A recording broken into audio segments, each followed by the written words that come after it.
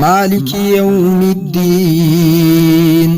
إياك نعبد وإياك نستعين. مخکې ذکر شوی الرحمن الرحیم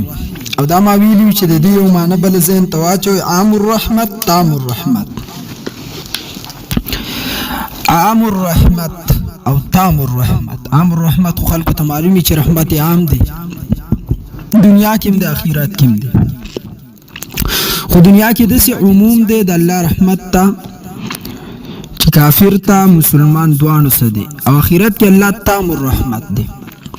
او دا مسئله بیان شوی وه چې که یو کس ته رحیم نوم ویلی شي،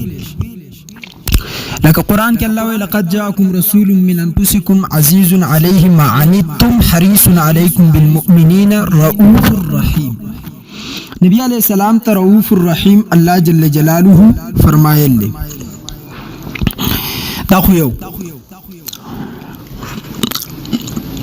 خبره د انسان رحمت تام نه دی. مثال ستاسو 10 روپۍ دي نو ته یو کس ته 10 ورکولی شي ټولې، او هر کس ته 10 نشي ورکولی. او د الله رحمت داسې تام دی چې الله هر یو ته یو شان ورکولی شي. الله هر یو ته یو شان ورکولی شي. مالک یوم الدین نن درس کې ستاسو د آیات دی مالک یوم الدین. مالک وی بادشاہ تا په دې آیات کې او سورة الفاتحه عموما هغه موږ ته طریقه ښیي. سورة الفاتحه موږ ته د دعا طریقه څنګه ښیي، چانه چې غواړي اول به د هغه صفت وکړي، بیا به خپل راز بیان کړي لکه ایاک نعبد و ایاک نستعین، د مابین د بنده او د رب کې راز، او بیا به تی دعا وکړي. ښکلې طریقه الله د دعا ښودله. په دې آیات کې مالک کې اشاره څه خبرې ته الله کړل. حدیث مبارک کې راځي نبی علیہ السلام حضرت علی کرم الله وجهه ته څه فرمایي. د فتنو دور چې کله راشي علي ورته وایي موږ به څه کوو. رسول الله صلی الله علیه وسلم ورته فرمایي علي د الله کتاب ونیسئ، فيه نبأ ما قبلکم وخبر ما بعدکم. دا داسې کتاب دی په دې کې خو د مخکې خلکو خبرونه مشته، لیکن د راتلونکو والا خلکو اخبار خبرونه دي کې هم پراته دي. د راتلونکو خلکو خبرونه په قرآن کې هم پراته دي، د راتلونکو حالات او اخبار. او رسول الله په دغه روایت کې علي ته فرمایي دا داسې کتاب دی لا یقضي عجائبه، خلق پې لیکل کوي، تفسیرونه لیکي. د یو آیات نه څومره ترو باندې خلک استدلالات کوي، څومره مسائل ترې راوتلو. 1448 کاله وشو او د دې نه خلک مسائل راوباسي او د دې عجایبات نه ختمیږي. نو دا یو عجیبه کتاب دی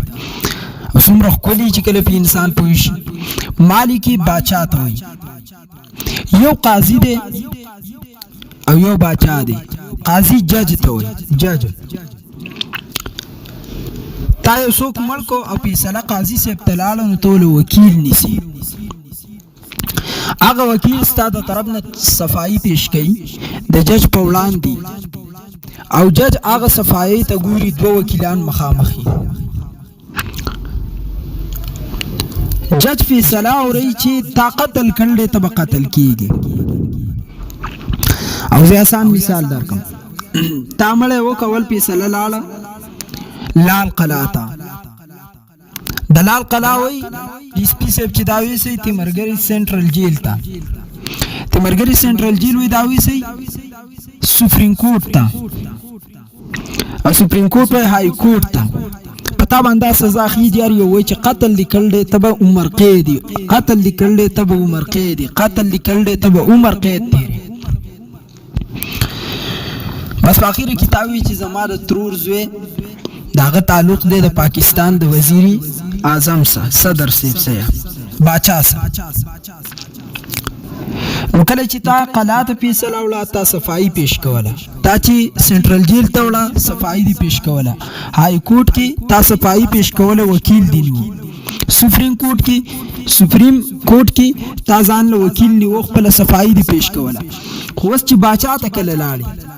نو هغه ته تاوی زما له ترور د زوی ورسره تعلق دی نو تا له ترور زوی ته څه ووي باچا صاحب ته زما شفاعت وکړه ما قتل کړی دی او په ما باندې عمر قید خیږي یا ما باندې فانسي خیږي څه مطلب دا په دنیا کې قانون د قضاوت چلیږي د جج چلیږي اور په آخرت اور باچا سلامت سا الته تک وکیل نه نیسي د ترور زوی ته ته زما لپاره شفاعت وکړه د ترور زوی د شفاعتګر وګرځاو ځکه دغه تعلق د باچا صاحب سره او باچا ته چې د فیصله خلک نه وړي د باچا نه خلک شفاعت غواړي چې ته زمونږ شفاعت وکړه ته زمونږ شفاعت وکړه فاستغفر الله واستغفر لهم الرسول لوجدوا الله توابا رحيما که رسول الله د چا لپاره استغفار وغواړي نو الله جل جلاله به معاف کی مثال درکو په دنیا کې الله باچایی ده خو خاص طور په فیصلې انسانانو تاواله کړل دي چې تاسو زما په قانون باندې فیصلې کوئ الله په دنیا کې یو قانون جوړ کړل دی یو ضابطه جوړ کړل دی یو ترتیبي ګرځول دی نو عام طور په دنیا کې مونږ ځان له وکیل سهارا نیسو زمونږ صفائی پیش کوي فورز د قیامت باندې به جج توب نه چلیږي الله دا نه وایي چې قاضي یوم الدین الله فیصله کوونکی په ورځ د قیامت دی نه مالکی لفظ الله فرمایل دی او کم از کم یو مسلمانی په منځ کې 22 ځله وي په ورځ کې مالک الله بادشاہ دی یعنی د الله په وړاندې باندې به شفاعت چلیږي لکه څنګه چې په سپریم کورټ کې وکیل چلیدو لیکن د پاکستان د وزیر اعظم په وړاندې ته شفاعتګر د ځان د پاره ګوري دغه شان په ورځ د قیامت باندې به څه چلیږي شفاعت به چلیږي مالک ویل بادشاہي به د الله نو موږ ته بیا الله کریم خودل دی چې فیصله بستاسو څوک کوي څوک بستاسو د فار شفاعت کوي په دې آیات کې الله د ډیرو ملحدینو د دې دور اعتراض جواب ورکړل بعضی خلک په حافظ قرآن پسې ملنډه کوي کنه په حافظ قرآن پسې بعضی خلک ملنډه کوي او دا وایي چې دا بسنګ د لاسو جهنميانو شفاعت کوي نو دا یاد ساته ستا د ترور زوی یا ستا د رشتہ دار چې د باچا سره نږدې دی څنګه تا قتل کړل او تعالی شفاعت کوي هلته فیصلې تعالی نه کوي شفاعت کوي دغه شان حافظ قرآن به شفاعت کوي حدیث مبارک کی نبی علیہ السلام فرمائی یشفع الشفاعت یوم القیامت ثلاثه فورز د قیامت باندې به 3 قسمه خلق شفاعت کوي ځکه الله باچا دی او د باچا سره شفاعت چلیږي د باچا سره شفاعت چلیږي او څنګه باچا دی आवाज بوشي لمن الملك اليوم دلته چې आवाज وشي هر سړی په خپل سیاسي مشر او په باچا باندې څومره اوچت دانګي الله به نن ورځ باچایي دی چا دا ټول خلق به خاموشي او دا به لله الواحد القهار خاص دا الله چې واحد دی قهار ذات دی نو شفاعت بسنگ چلیږي 3 قسم خلق شفاعت کې حدیث مبارک راځي د صحیح بخاری روایت ده نمبر 1 نبی علیہ السلام فرمای الانبیاء انبیاء به شفاعت کوي نبیان به د الله په وړاندې اول نمبر شفاعت کوي حدیث مبارک کی تردید پر راځي چې نبی علیہ الصلوۃ والسلام بچغوي امتی یا ربی امتی یا ربی امتی یا الله زما د امت گناهونه معاف کا یا الله شفاعت قبول کا او سجده به لګولې د عرش لاندې الله ورته فرمای سل تو یا ابو القاسم سوال کوي محمد قبلی با صلی الله علیه وسلم نو انبیاء به شفاعت کوي پر ورځ د قیامت باندې سخل کو شفاعت خو الله د انبیاء په ذریعہ باندې کوي دویم د انبیاء نه بعد ثم العلماء شفاعت به علماء کوي علماء به شفاعت کوي ان تر دې پوری حدیث مبارک کې سرازي یو سړی به بل تصور کړي دا د پاره به وبور کړي نو جنتیان به جهنم په خوا تیریږي دا وبور کوونکې سړی به جهنم کې आवाज بو کی اے جنتی معافی جنی دا ورته ناسو کی ویا تا چې دا د پاره وبغختي ما در کړي وي نو دا جنتی ورا واپس ی الله ته وې دي انسان مال دا د فارو برا کړي وي معافی کا نمبر 1 دا په دیو حدیث کې د الفاظ راځي. دویم داسې یو کس به د جهنم په لاره تیریږي خپل جنت ته به رواني یو جهنمي به ورته آواز وکړي ای فلانکي ما پیژنې دی ورته وایي نه څوک وایي ما چې ته د سکو دپاره اوبه درکړې وي د سکو دپاره اوبه دغه جنتي به راواپس شي الله ته به وایي فلانکي کس له شفاعت کومه څه وجه د الله وایي ما ته الله دنیا کې د سکو اوبه راکړې وي دا احسان یې پوره کومه. دا ما په علماو پسې ولي ویله دې وخت کې بعضې خلک بې غیرته اعتراض کوي د علیمانو تنها غستل حرام دي. دلیل کې کوم آیات راوړي وما اسألكم علیه من اجر هر پیغمبر به دا وي چې زه ستاسو نه په دې باندې اجرت نه غواړم. اول خو دا چې د اجر معنی سره یوازې مزدوري پیسې دي تنخوا ده که د دې نه مراد دا چې زه ستاسو نه سوال نه کوم زه چې ته کوم دعوت در کوم په دې باندې زه ستاسو نه سوال نه کوم په دې دعوت باندې چې تاسو په ما ښه ووایئ بلکې زه خو ستاسو نه اجر نه غواړم اجر خو د هغه الله نه غواړم په دې باندې. دا څه وجه ده د دې آیات مفهوم ذهن ته واچوئ. وجه دا ده که دا ټوله دنیا و ما فیها را یو ځای شي د الله د آیات د یو لفظ قیمت نشي پوره کولی. لکه څنګه چې په ظاهر اعمال کې روایت دی رسول الله صلی الله علیه وسلم فرمایي په ورځ د قیامت باندې با چې کم سړی په خپل بچی باندې قرآن وایي په ناظره او دی بچی په دې قرآن باندې عمل وکړو الله به مور او پلار ته د سرو زرو داسې تاجونه به ورته قیمتي الله ور په سر کې رڼا به د نور نه زیاتوي ټوله دنیا به قیمت نشي پوره کولی. نو د دې آیات تشریح د الله د نبی دغه حدیث کوي چې که ټوله دنیا را یو ځای شي د الله د قرآن قیمت نشي پوره کولی. نو پیغمبر هم قوم ته دا وایي هر پیغمبر چې ستاسو نه زه د الله په دې دعوت باندې اجر نه علم ځکه که ما پې نه اجرت اخیستی او تاسو زرې کړی وی ځان خو تاسو د دې قیمت نشئ پوره کولی چې د یو امتي مور او پلار ته تاج ورپسریږي او د هغې قیمت دنیا او د دنیا کې چې څه دي دا یې نشي پوره کولی نو ته ووایه د یو نبي دعوت کې چې څومره اخلاص د هغې قیمت به پوره کړي. نو اول د آیات صحیح تشریح یاده کړه بیا د قرآن آیات وایه ورنه نبي علیه الصلاة والسلام فرمایي څوک چې د ځانه د الله د قرآن تشریح کوي د ځانه لګیایي زما له حدیثونه نه کوي او د ځانه پکې خبرې کوي دا سړی ځان په جهنم کې کند په خپله باندې تیاروي. بله ورځ حمدانی صاحب ته چا سه باز کړلی نو عباس کې ورته رالیږل دي ما ته تصویر راولیږو افلا یتدبرون القرآن الله په قرآن کې فرمایي ای دوی فکر نه کوي په قرآن کې چې کله ورته ویلی کېږي چې په دې کې د عادیانو سمودیانو تفسیر خدا دی د عادیانو سمودیانو په دې کې د فرعونیانو نمرودیانو د کفارو هغه حالات ذکر دي چې دوی پې عمل نه کوي. نو ته دا هغه آیات هم ورته غلط لیکل دی دته کرښه تاو کړل دی یتدبرون القرآن ته لیکل دي تتدبرون القرآن د غایب نه مخاطب جوړ کړل دی. نو چې سړی ته قرآن په ناظره نه ورځي نو به تدبر به پکې څه وکړي فکر به پکې څه وکړي او د تدبر او فکر نه مراد دا نه دی چې ته راپاسه او ته په قرآن باندې ریسرچ شروع کړم او ته چې زما عقل ماته سوی د تدبر نه مراد دا چې په تاسو دا واقعیات کله ویلی کېږي کله تاسو ته قرآن ویلی کېږي تاسو غور فکر نه کوئ چې د هغوی څنګه حالات وشو ناب تول کې کمې زیاتې وکړه الله په استر کړو الګ د الګ سیارانه وکړه الله په ځمکه الټا کړه تاسو دې ته سوچ نه کوئ د الله مراد دا دی دوست د ځان غلط تفسیر لیکل دی ورته به کې لیکل دي دومره لال خلق کته ولویدو چې عبدالله بن مسعود رضی الله تعالی عنه داغه په باره کې وایي داغه خبره داغه تفسیر منل شرک عملی دی نعوذ بالله من ذلک داستانیه د قرآن راوړل دی که دا صحابه راوړل دی او دا چې نازلېدنو صحابه اورېده که نه تا اورېدو لکه د قرآن په پوهېدو کې یو شرط دا دی چې مراد خداوندي به پیژنې د صحابه کرامو د عمل نه یو جنگ کې صحابه هم دي تابعین هم دي یو صحابي دی هغه خپلې تورې له شلنګ ورکړو میدان جنګ ته ورمنډه کړه یا الله نو یو تابعي راپاڅېد هغه ورته وایي یا ایها الذین آمنو لا تلهی ای ایمان والاو سایات دی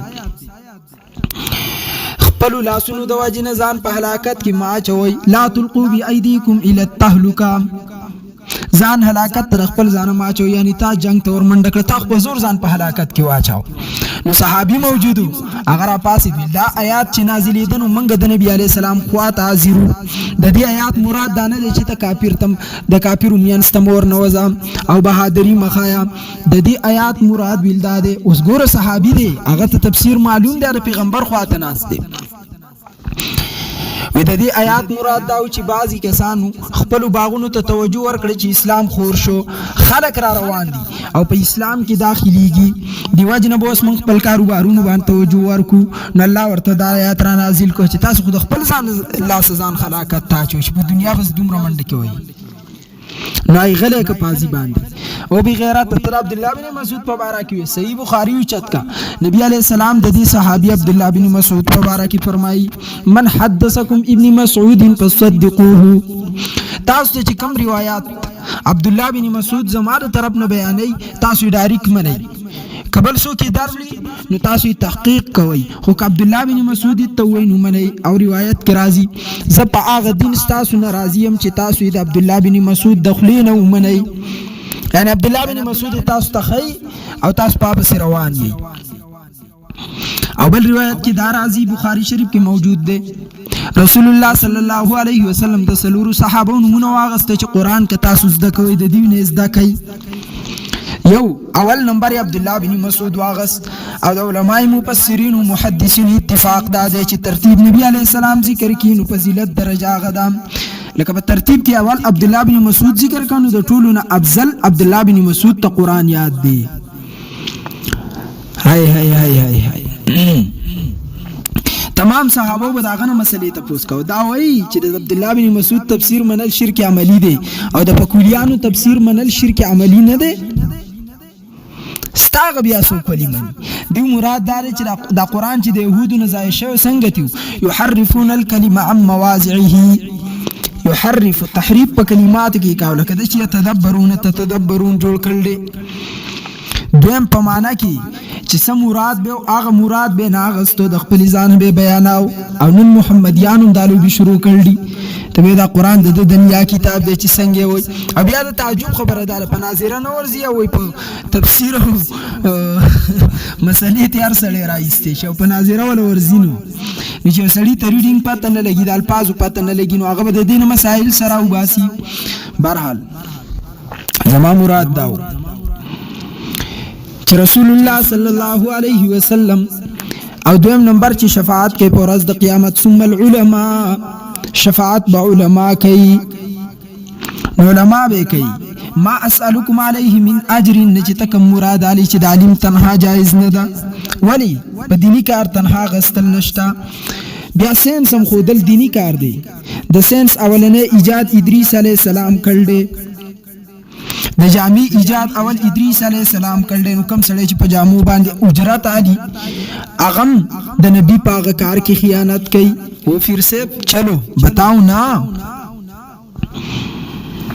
اخر کې وسا په حج د پاره پتلو باندې پیسې لګول کجاز والا یالي بیا وای ودام حرام ده او کله سعودي حکومت یالي ودام حرام ده کله خوراک درکيو پیسې یالي ودام حرام ده، احرام باندې پیسې لګي ودام حرام ده، پچاب د قران باندې پیسې لګول ودام حرام ده، دینی کتاب خرڅول او جوړول ودام حرام ده. د الله بندا د ولا تشترو بیااتی ثمنا قلیلا ندا مراد ده چې يهوديانو با تاسو دوه کسانو په سلامه تراوړه نو یو حاجی سپ ته ماسترګو ولته ایثار شه اب چې ایثار شما ورتل پناروای خو کمال دي 6000 روپۍ راکې دا په سلامه زستا په حق کې کوم ځکه تورات انجیل زبور دا کتابونه خو چاته په یاد نو او ناغیو د دې د حفاظت کړو څنګه چې زمونږ د اسلام حفاظت په نن دور کې شوی دی. د نبی علیہ السلام تل محفوظ دي ناسته محفوظ ده ان تر دې هدا چې رسول الله علیہ السلام یو ظلم په کیفیت کې ناستل صحابه نوٹ کړل او مونږ ته خودل. د نبی علیہ السلام د یختو مبارک ذکر زمونږ سره محفوظ دي، داود ذکر محفوظ دي، د کور حالات ټول محفوظ دي. او يهودو نصاراو او نورو ادیانو والا خپل دین پورا ير کړو نو هغه ته خو پته نه لګیږي چې مولیانو ير کړو نو عوامو به نه ير کړي. دیوا جی نا حاجی صاحب ورتل ټیک د 10000 روپۍ به درکم فیصله زما په حق کې وکړه. فیصله به د حاجی صاحب په حق کې وکړه. نو الله ورته دا ویل چې تاسو ولا تشترو اے بنی اسرائیل پیسو دا خو ډیر لږ قیمت دی 10000 تاسو زما خبرې په دې باندې بدلی کړې ټولي. الله بندا ول د آیات صحیح مفهوم یاد کړه لاندې ټر جوړ کړل اسمان ته ټوپونه وي. خدا د دې دور په خلکو د الله غټ لعنت دی. لکه زه یو مثال ورکوم. زمون جمعهتون ولی په چاندو جوړیږي. علماء هم دا ویل مشران هم دا ویل چې د هر سړي 100 روپۍ په مسجد کې ولګي نو چې اجر مونږ پکې کېږي د ته به اجر حاصلېږي. نو ما یو څه توي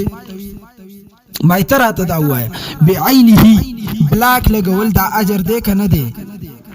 یعنی دا کمره د وزي جوړو ما په دې دیوالونو کې اجر شته کنه نجی نشته پکې.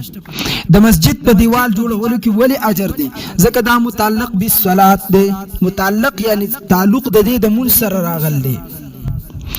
د دې د پاره یو عام مثال هم دسه دی.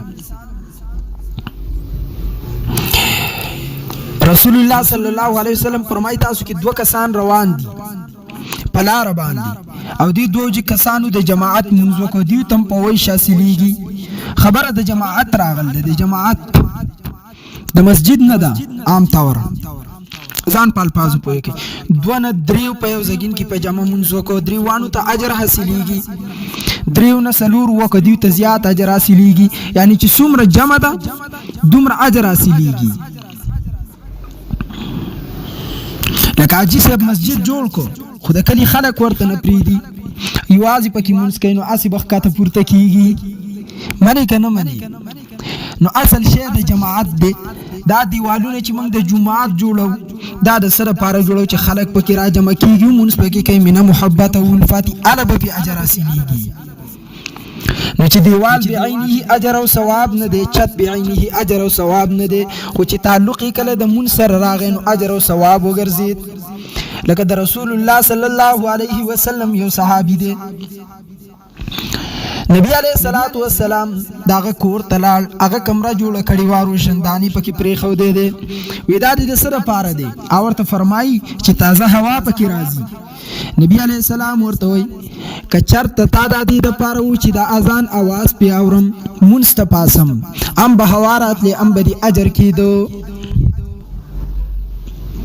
نو اصل شیزونه چې د تعلق چې کله د عبادت سره راغی نو دا اجر ګرځي. چې تعلق د عبادت سره نه راغلی دا د سره نه اجر نه ګرځي. صحابو نیتونه یو صحابي راغی د مسجد نبوي په وړاندې موګه ټکواخ موګه بل صحابي راغی هغه وېستو. یو صحابي چې ټکواله وجه سوا وی که څوک مسافر راځي او دلته مونږ کوي مسجد کې ساریږي نو خپل سورلی به دې ته تړي او بل چې وېست په دینیت باندې چا سينه څوک را روان وي تیارې په دې خپل ګورا ولويږي نقصان ورته ورسي. رسول الله دوانو ته د نیتونو مطابق اجر حاصل دی.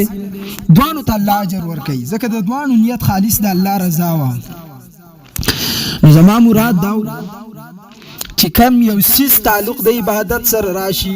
نیت سره راشي الله تعالی قبول او منظور دی. الله تعالی قبول او منظور دی. واستوایا دا لباس اغستل بعینه هر سړی یا غوندي لیکن په کم لباس باندې چې مونږ کیږي او د برکتی وجود سره تعلق راشي نو پاغي باندې اجر حاصلېږي. تا د استاد نه ټوپۍ واغسته چې استاد زی نظم او نیت دی داو چې په دې ټوپۍ باندې استاد مونږ کوي نو دغه باندې تا ته اجر حاصل شو په دې نزلو باندې ځکه تعلق د عبادت سره راغی. چاله د لباس واغستو چې دا والا او پاکي جامع غوند جمعات ته په دغه لباس هم تا ته اجر دی. او زمونږ حاجیان صاحبان یا کم خلک چې مړه شي او پاغي پسې له اسقاط رستو ورکوي نو جانماز ورکوي. دا جانماز ولې ورکوي چې په دې مونځ کېږي او اجر یې هلته راسي اجر یې الله دې مړي ته رسوي. ایصال او ثواب د پاره خیرات ولې کوي چې دا خلک وخوري او کله خلک وخوري نو اول به بسم الله وعلى برکت الله وای اخره کې به اللهم اطعم من اطعمني واسقي من سقاني دا وای. دریم دا چې د وجود کې به طاقت راشي نو د الله عبادت وکړي، اگر چې په دې دور کې نشته لیکن اصل مسأله دا ده نو چې دا په دې خوراک باندې یو ټیم عبادت په شوق ذوق سره وکړي، الله به زموږ مړي ته اجر رسي، ځکه تعلق یې د عبادت سره راغی.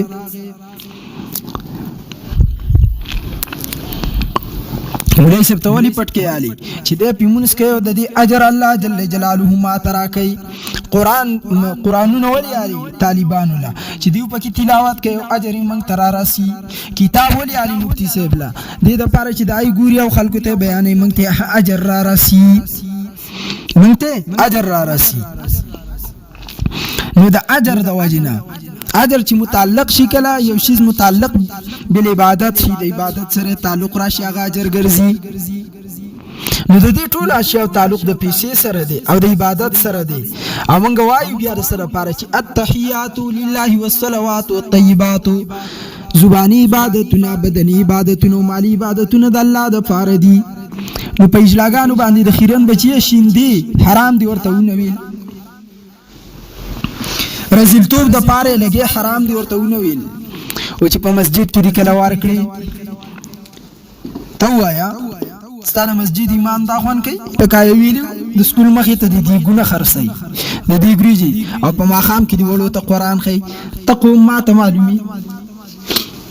دا خو هغه قوم دی چې دی په لار کې نشي برداشت کولای او بو بوتلی خاوري پیور ولي بیا به چې دګمار مولوی صاحب راغی بلدار چې په تاریخ کې د چرته شوی نه دی دا په دې دور کې دا پیتنه راوچاته شو.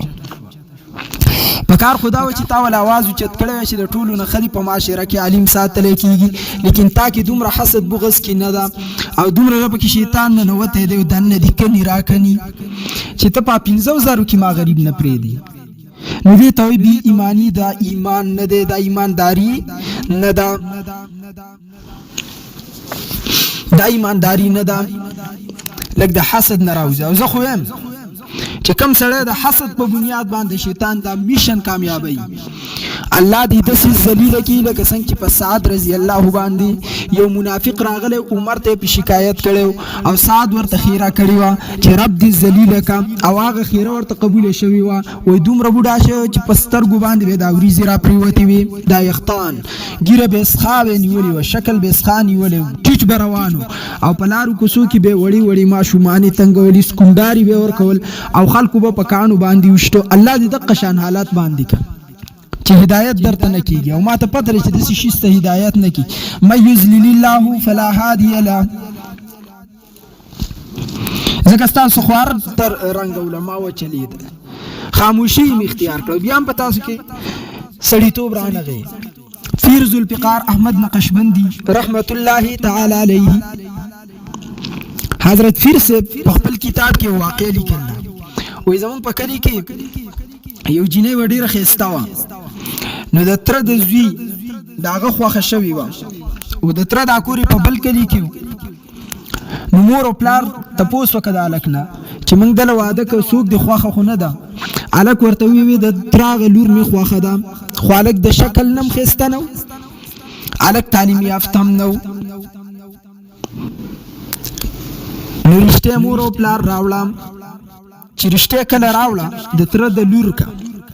نو تره ورته ویل ډېره ښه ده، اجنې مې ویل ډېره ښه ده، رشته وشوه، رخصتي وشوه، واده وشو. جنۍ ته چې پته ولګېده وروستو خو اول یې خو ښه کړې وه، جنۍ ته چې دا پته ولګېده زما د تره دا زوی جاهل دی، د رنګ هم ښایسته نه دی، تعلیم یافته نه دی، خو واده خو بیا کړی وم، واده کړلی جی ها را روانه شو. د واده نه څو ورځې بعد زموږ خو دلته ترتیب د ومي پنجاب کې 2-3 ورځې موږ په ومه کې ښځه روانه کړو د پلار کې بوځو ومه ورته وایي هلته 2-3 ورځې د خاوند په کور کې بیا یې د پلار که 100 ورځو له بوځي نو د ومې پورې غالبا د هغوی به خپل رسم و رواج سړي د خپله ښځه بوتله د تره د لورو د پلار که جنۍ وسالک نه دی، خو تعلیم یافته هم نه دی، د شکل نه ښایسته هم نه دی،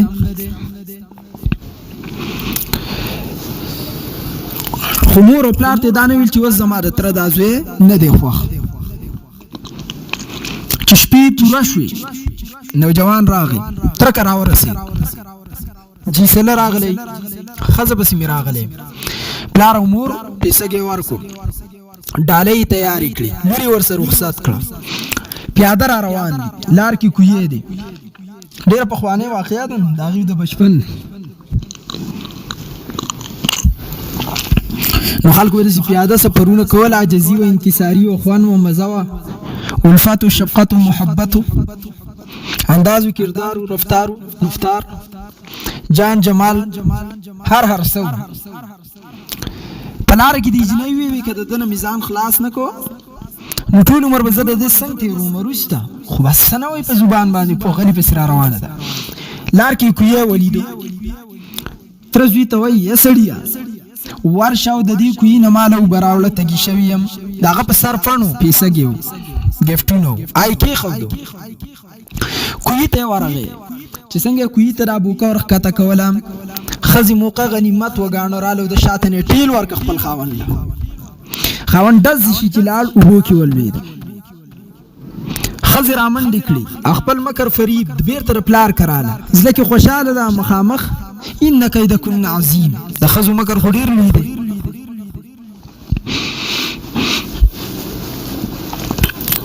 کور ته راله د پلار که وایي څه چل دی وایي زما خاوند زما په لار کې لږ جدا شه چې کار مې دی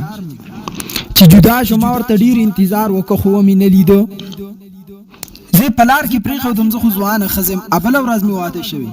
که یو پردی سړی راشي زه ورسه بدنامه شم یا مې ورسه دا خاوند بدنامول غواړي دې وجې نه ویرېدم نو دلته ترې رالم اولته یې سړی بوخه کړ دی کوهي ته یې اچویل دی دې دلته دا مکر کا او د الله شان دا دی چې الک سم کوهي ته لوېدل دی نو خپل ذهن یې رایق کړ دی کوهي کې خو اوبه دي نو لاس خپې وال شروع کړ دی اکمه رسی ډولې چې ښکته کړ دی اوبو ته آی په لاس ورغل دی نو په قلار قلار را روان دی ځان یې پې بره راخېجول دی هېڅ هم نه وي واپس په خپلې ښځې پسې را روان شوی دی د اخلاقو مظاهره یې کړله او دلته خو د هلک جینۍ دا تره و تندار یې ښه قار غوسه دي چې دی راغلی جامې هم وچې شوي دي نو هغې ورته ښه پوره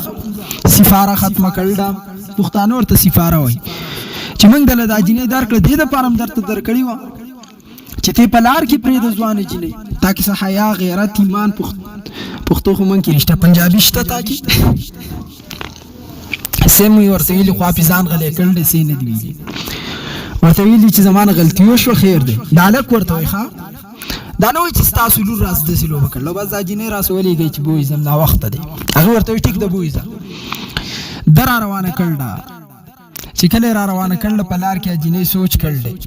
چې ده ته خو ما جاهل وایو چې تعلیم یافته نه دی د رنګ نه ښایسته نه دی خو څومره غټه سینې ده که ده زما د مور او پلار په مخ کې دا ټوټل حقیقت ویلی زما به څه حیا او عزت پاتې شوی مور او پلار باید زه خپل کور ته پرېښی وم نه بس خاوند یې په لار کې معافي غوښتې ده نو زه هم تاسو ته وایم قومه چې څومره ستاسو څه د علماو ګزاره شروع کړل سینې درته غټې کړل دي او بیا هم تاسو هغه د خبیثانو لوبې کوئ هغه د رزیلو خلکو لوبې کوئ نو دا پته په قیامت بیا لګي چې د رسول الله خبرې رښتیا دي او که ستا د پکول استاز خبرې او ستا د عقل نه راوتې دا مرداري زه خو دا نه منم د دوی په جسم کې سر شته خو عقل پکې نشته اور که عقل پکې نو فکر او سمج پکې نشته که فکر او سمج پکې دی نو استعمالوي نو هسې غویي دی ځکه په کول استاد یو د قرآن په تلاوت کې ثواب نشته دی خوشحاله دی او دا څه وایي چې زما ګناه به یوازې په هغې نه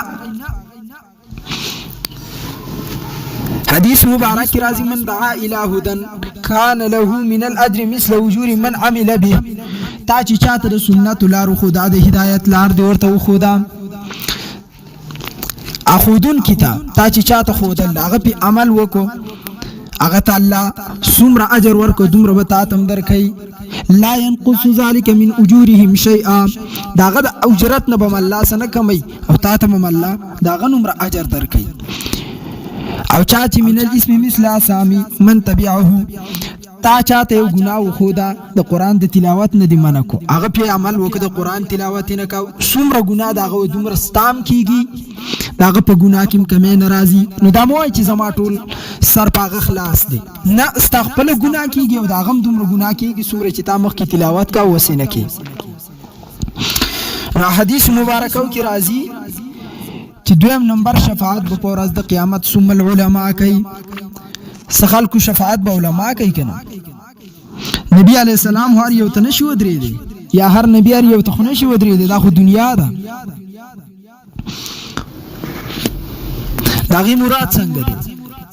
یو حدیث مبارک کې دا راځي چې اهل الجنه ان اهل الجنه لا يحتاجون الى العلماء في الجنه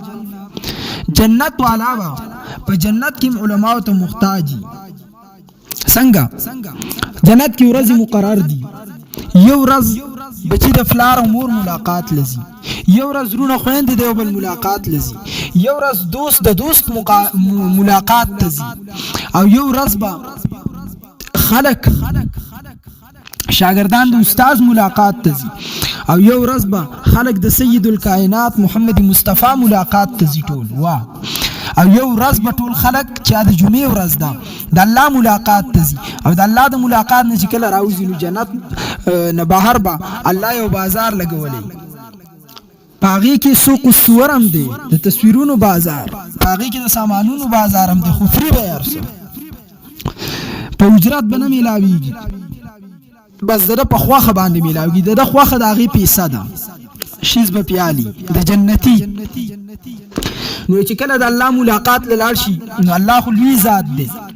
او کله چې مونږه د عربي ملاقات ته زونو مونږ ته فضله کې سوته میساتو صابون او سپری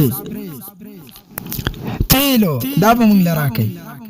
چې مونږ د دنیايي انسان نه دومره تامي ساتو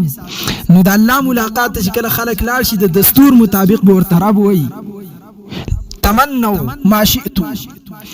او جنتیانو تاسو خو به زما خوانه زه خو سخورانو غواړی کنه گفت خو به تاسو در کوم خو زما دا خواخه ده چې تاسو څه غواړی چې زه درکم ځکه دنیا کې شاګرد د استاد خو لاړ شي نو استاد دې راته پوښ نه کوي چې زه ته دا گفت در کوم دا والا نه استاد دې راته پوښ نه کوي چې شاګرد به چې تاسو شی زمانه غواړي چې زه درکم نه خامخرانه څه غواړي کله چې استاد چرته دنیا کې چې شاګرد نه پریږي چې څه شی خبرانه غواړي او قسم غواړي زه درکوم نو شاګرد درته وي چې زه نه فراډو غاړه غواړم استاد غریب په خپل باندې پسې کل زیرازي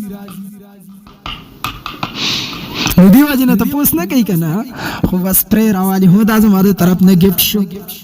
خو د شاه استاد گیفت څومره سړی ته ګرانی مفتی کلیم الله حنفی صاحب استاد محترم مرکز اهل سنت والجماعت خانقاه حنفیه سرګودا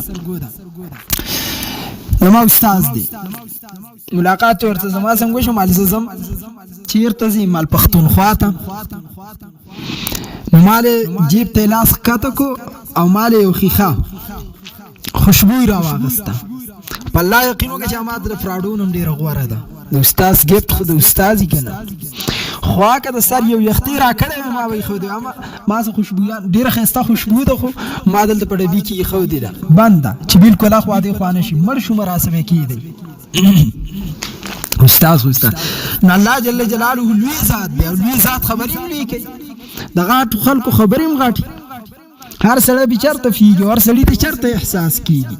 لکه د امام اعظم ابو حنیفه دربار ته یو کس راغی امام صاحب ته ابي واوي نه واوي امام صاحب ورته ابي واوي اروان شو بارك الله فيك كما بارك في لا ولام بارك الله في علمك كما بارك في لا ولام بارك الله فيك كما بارك في لا ولام آلال قاضی ابو یوسف هم ناس دی محمد بن حسن شیبانی هم ناس دی مجتهد امام زفر هم ناس دی داود تائی پشانتی صوفیم پکی ناس دی خلق حیران دی حدیث سوی چې کله غلال شاگردان را پاسی دی امام صاحب ته وی ای ابو حنیفه دې سړي دا تا ته سوی امام ابو حنیفه رحمت الله علیه ورته فرمای وې د سوال وکړو چې د تشهود په اړه کې دوه روایت دي یو کی راضی التحیات لله والصلوات الطیبات نو والصلوات کی وشته او الطیبات کی و نشته زاد یو والا ویم کو والصلوات والطیبات بی واوین دو والا ویم امام صاحب ما ورتل چې بی واوین د دو والا روایت ډیر خده نو دا روسته سویل چې کما بارک فی لا ولا الله دې ستا په علم کې نورم برکت واچي لا ولا څه مطلب دی امام سے فرمایي اتلسم سفاره کې الله فرمایي لا شرقیه ولا غربیه الله نور السماوات آیات کې د زیتون دا دومره برکتی ونه دا نه مشرق کې د سیونه شته نه مغرب کې وای دا ماته وی چې ستا مثالم د زیتون د دغه ونی دی ستا بشان امام نه مشرق کې شته نه مغرب کې زغټو خلکو خبري غاټي الله ذات هم ډیر لوی دی او داغه د ذات مقابل خو د بل چا ذات نشته نو د الله ذات لوی دی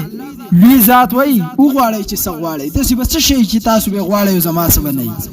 نو جنت علاوه یلتفتون الى العلماء هر سړی به علماء طرف ته متوجی شي دا امیان برا متوجی شي د چا طرف ته د خپل مولوی صاحب طرف ته او د دې وجه به صحیح که تاسو نو څوک ته پوسو کې چې د سو جن به خپل علماء ته توجه کوي خو یو شی دی غواړي د الله نه نو زه به درته ویم تاسو کله په مسله کې شکی شي قانون علماء ته ځای کنه اسینه چې په غلط باندې عمل ونکو نو التبه جنت والام دغه سوچ کې اسینه چې موږ د الله نه کچه سي زغواړو یو شست وغواړو او الله په موږ غوسه نشي اگر چې دوی ته په پته چې الله غوسه نه کوي خو بیا هم په ځل کې خو بدای خبر راځي کوم ته کچه سي زغواړو الله ماته چې تاسو باندې له دومره ورکوټه شي زغوختو یا موږ ته شي زغواړو او الله وی چې د شي نه غوخته بل خو غواړي ٹھیک شو نو دی وای چې په دنیا کې به موږ ته سم مسله د الله بارک رااله د الله د دین په باره کې موږ به د علماو نه تپوس کاو دی وای چې نو بار سره علماو تراستون شي یلتفتون الى العلماء مولوی صاحب د الله نه سو غواړم نو دی ورته تمنو کذا وکذا الله نه دا شي زو غواړي التبم د عالم یو بیل مقامی خو د دې احساس هر سړی ته نه کیږي ادب وکي ادب د ټولو نه خشیز دی زمون دین همیشه د ادب درس من ترا کړل څنګه آسان الفاظ کې دا کلیه زین تو واچوي د ادب درس من خپل دین څنګه را کړل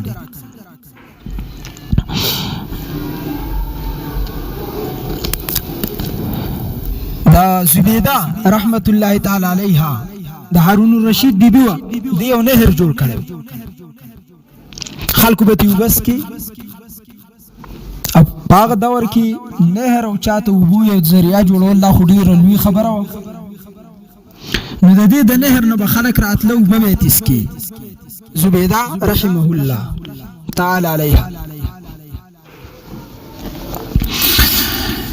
چې کله مړ شو چا خوب کې ولیدا ویل الله درس سم عامله وکړه جوړیا تا چې نهر جوړ کړ ویل به بخلم ویل پدې به بخلی چې تا نهر جوړ کړ او خلکو تی وبس کې راغی ورته نه دا وجه نه الله ماته وی چې تماته داس یو شی زوخایا چې تا یو داس عمل کړی چې زه دې پیو وخم ستاسو سره داس عمل در سره دی زبیده وی زنانه و د هارون الرشید خزوه خو نهر بنه یادې ځکه چې نهر تا د ملک د خزانه باندې جوړ کړو او د ملک په خزانه کې خود عوامو مال پروتین واسطانه دی د عوامو په مال جوړ شوی صرف ذریعه ته وي نو اجر خو کیږي د انسان خو پیسې خود عوامو نو زبیده وایي چې زریر خپه شو مچ زمات به داسې څه عملي وایي ما ته الله وی چې یو عمل در سره پاغې دي بخم ما وی رب څه عمل دی وی راته وفرمایل چې عمل دا دی چې ته خوراک ته ناسته وي نونی دی په لاس کې وه او په مسجد نه د الله اکبر आवाज راغی اذان شروع شو مخکې به خلکو اذان میناره کې کاو دا بدعت وس جمعات ته دن نشو چې اذان په جمعات کې اقامت هم په جمعات کې اقامت خو په مسجد کې دی خو اذان په مسجد کې نه دی دا بار سنت دی په میناره کې نو د مینارې نه دا आवाज راغی د الله اکبر نو ستا نونی په لاس کې و خو ستا یخته لغړو تا هغه نونی کېښوده او زما د نوم دې دومره ادب وکړه چې اول دې سر پټ کړ بیا دې نونی اوچته کړ ستا د ادب ما ته ډېر خوښ راغلی ما تا ته بخشش وکړو واو نو بعضې خلک به په ادب باندې جنت وګټي خو بعضې نشي ګټلی چې کوم هتک کوي بې ادبي کوي مولانا داود غزنوي په اهل حدیثو کې یو عالم تیر شوی هغه انسان چې گمراه کیږي دوه ذریعې، یا په محبت کې یا په بغض کې. نو د بغض کې چې گمراه شي هغه بیرته صحیح لارې ته نه راځي. دا خپل اهل حدیث وزراتو ته ویل دی اکثر په بغض کې گمراه کیږي، او په محبت کې اکثر سړی گمراه کیږي، نو خو په بغض کې خامخا گمراه کیږي. دا نن سبا چې څومره خلک د علماو سره بغض کوي، دی په دې بغض کې گمراهۍ حد ته رسېدل دي. قرآن آیاتونو لم پکې لاته ورکوي، حدیث د نبي لم پکې لاته ورکوي، په پټکي به سیم لنډه کوي، د علیم شکل هم په زناورو په سیم خلی، د علیم هتک د انسان هتک. او دا تاته چا ویلي چې دا علیم ټیک دی او دا ټیک نه دی؟ ته په کوم دلیل وې؟ سیاسي علیم ټیک نه دی. سیاست ستا د پلار میراث دی، دا خو د نبیانو میراث دی، او د نبي وارث اصل علیم دی په هر څیز کې. خو اصلي وراثت په علم کې دی، په قاعده بغدادي کې دی. او بعضی خلک چې په محبت کې گمراه کیږي نه، بلکې اکثر پکې هدایت ته راسي. ځنې سړی په محبت کې گمراه شي، لکه بعضی خلک د رسول الله د محبت دومره لوی دعوی وکړي چې په شرک کې مبتلا شي. د غیب علم نعوذ بالله وی ورسا دی. نبی علیہ السلام حاضر او ناظر دی، دا عقیدې ساتي، ځان ته ساتل پکار دی. بهرحال دومره پوره دی. ثم الشهداء، دریم نمبر شفاعت به شهید کوي. حکمن شهید نه ګوري، حقیقتا شهید به شفاعت کوي. حقیقتا شهید هغه ته وي چې جسم میدان جنگ ته ویول او په میدان جنگ کې کټ شو. او په دې باندې زما وضاحتي بیان 2 غنټې موجود دی. مقام ولایت، مقام صحابیت، مقام شهادت، مقام نبوت. او ګوري اوس پینې شم کول. د شهید ډیر لوی مقام دی، او د الله سب په ورځ د قیامت ذکر دا اوس بیله موضوع د ډیره غاټه نشم بیانولی. چرته ټیم په ټیم به لګ درته پکې وایم، ځکه زمونږ یو ټکی لاړ دومره ټیم یې واغست. مقام د شهادت د الله په درګار کې مقام چلیږي، هلته اجرت نه چلیږي. ښه نو که تاسو یو سړی را پاسي چې من تمسک بالسنه عند فساد امه فله اجر 100 شهید. کم سړی چې زما یو سنت را ژوندی کو، د 100 شهیدانو اجر دی، جیزس 100 شهیدانو اجر را تحصیل شون، زه به شفاعتونه کوم. نه اجر جدا شی دی، قدر جدا شی دی. اجر ته مزدوری وای، قدر ته مقام وای. اجر ته مزدوری وای، کوشش وای، پیسه وای، او قدر ته پروتوکول وای. د فیکټری مالک ډیره تنهالي 1 لک روپۍ د ورځې آمدن دی، خو څوک ورته لاره نه بندوي. او سهیل افریدي زمونږ وزیر اعلی د صوبې چې را روان لارې کوڅې ورته باندې، حالانکې تنها به 80,000 دی. نو د سهیل افریدي څه پروتوکول مقام ورسره دی، ته وایي قدر. او د فیکټری د مالک څه اجر مزدوري ورسره ده، کوشش ورسره دی. نو اجر نه چلیږي په دنیا کې، مقام چلیږي. د مولا تنها 15,000 د په منبر ناست دی، او ستا د وزیر اعظم پرېږده، ستا د یو مقتدي چې کاروباري دی د ورځې 100 لک روپۍ ګټي، یا به کوس نه کښېني. ولې د عالم څه مقام دی، د ده څه اجرت دی. نو د شهید مقام ډېر لوی اعلی دی. دریم به شهیدان شفاعت کوي.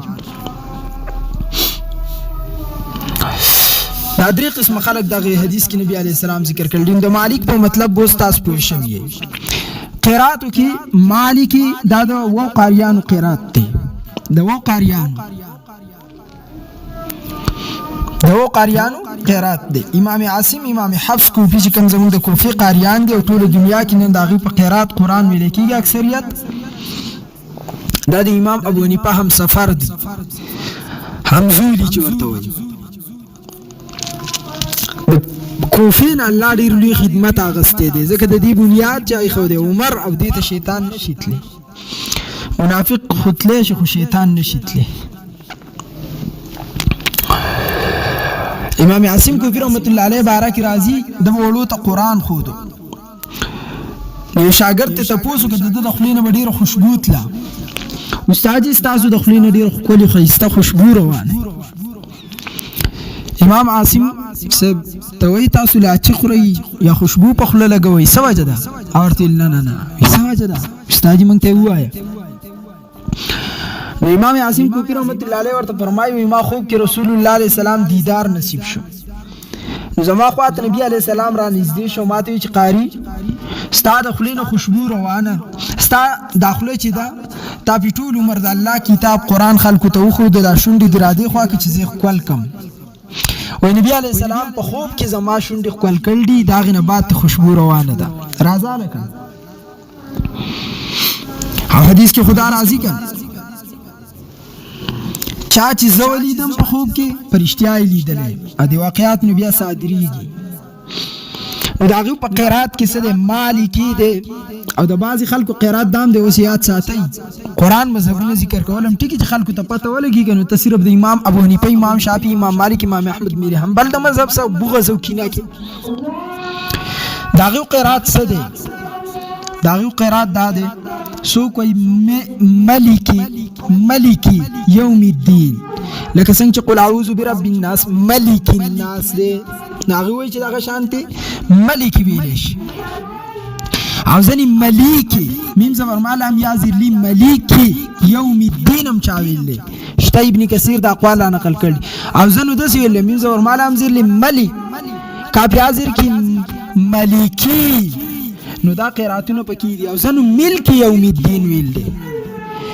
مالکی باچا معنی مونږ وکړه چې د باچا سره به څه چلیږي؟ شفاعت. مونږ ته الله دا اشاره وکړه چې یاد ساتئ په ورځ د قیامت ګورې اجرونه نه چلیږي، په ورځ د قیامت شفاعت چلیږي. مالکی باچا یومي د ورځې، یوم اکثر قرآن حدیث کې راځي د شپې د پاره، د ورځې د پاره، د دوانو اطلاق پر کیږي. لکه ستا پلار به د څه په ورځ راځي؟ د جمعې په ورځ به راځي او هغه سبا نه خلک تپوس کوي چې پلار دې کله راغلی؟ ته ورته وایي د جمعې په ورځ راغلی، یو څو ورځې بعد. هغه په جمعې په شپه راغلی، نو ته ورته وایې صاحب یوم دوانو دپاره استعمالیږي. او ذاته چې په اکثر داخل شنو بیا په د دوانو اطلاق خامخا کیږي. لکه ذات یوم اذا طلع علینا رجل شدید بیاض الثياب شدید سواد الشعر لا یرى علیه آثر السفر. یو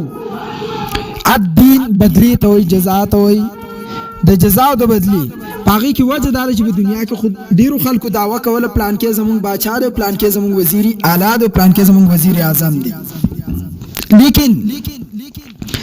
په قیامت کې به صرف او صرف د الله جل جلاله باچایي چلیږي. ویلی شي مالکی باچا یومي د ورځې الدیني د بدلی د جزا دی. د اذان په ټیم کې درس کول جایز دي که نه دي؟ یاد ساتئ اذان چې دی دا هم یو عبادت دی، درس کول دا هم یو عبادت دی.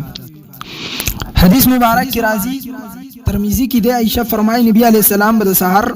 سنت کولو، یصلی الرکعتین والاذان فی اذنه. بلال به اذان شروع کو، پیغمبر به پاسېدو، د اذان سره به سنت شروع کړو او د اذان نه به مخکې ختمول. یو خدا راځي چې د سحر سنت لن کول دا مستحب دي. خدای دا هغه خلکو د پاره داسې کول چې دا به د تهجد نه بعد سملاستو. نو بیا چې انسان پاسې اوږد رکعتونه کوي نو په هغې کې اکثریت دا جسم کې نه چلیدل، ډاکټران مطابق چې وګوري نو د حساب کېدی هم شي. یو شوه. دویم نمبر دا به کې راځي چې اذان هم عبادت دی، د سحر سنت هم، اذان هم سنت مؤکده دی، د سحر سنت هم سنت مؤکده دي. نو که چېرته یو عبادت ته بل عبادت پرېښوده، پیغمبر به بیا د اذان د ختمېدو انتظار کړی، خو نه دا امت ته وښوده چې جایز دی چې یو عمل شروع بل عمل ته کولی شي. نو درس او د قرآن ترجمه دا هم عبادت دی، اذان هم عبادت دی. چې کله اذان شروع کېږي بیا خو قرآن کول اول د ادب تقاضا لري چې ونه کې اول اذان واوري، او چې کله اذان شروع شي او تا درس کا بیا ورته درس نه بندې یا تا تلاوت کا بیا ورته ما بندوا. دغه روایت نه مونږ ته خودلې شوی ويصلي رکعتين والاذان فی اذنه. دا شو د مالکی باچا یوم الدین د ورځې د بدلی دی. واخر دعواهم ان الحمد لله رب العالمین.